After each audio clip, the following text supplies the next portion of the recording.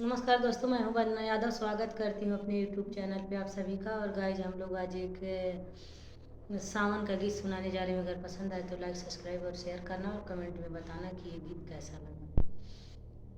हम बगिया में गईली धतुरा तूर के ले आईली, भोले बाबा के चढ़वली अरर भोल के दूनो हाथवा जोड़ के ना, भोले बाबा के चढ़वली अरर भोल के दूनो हाथवा जोड़ के ना।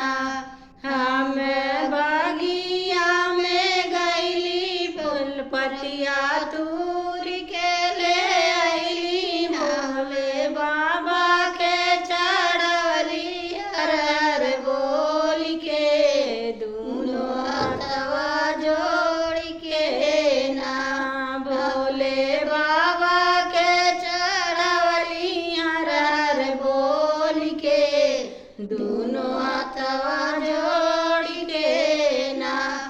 हम बगिया में गईली नगिया तूर के ले आईली, भोले बाबा के चढ़वली अरर बोल के दूनो हाथवा जोड़ के ना, भोले बाबा के चढ़वली अरर बोल के दूनो हाथवा जोड़ के ना।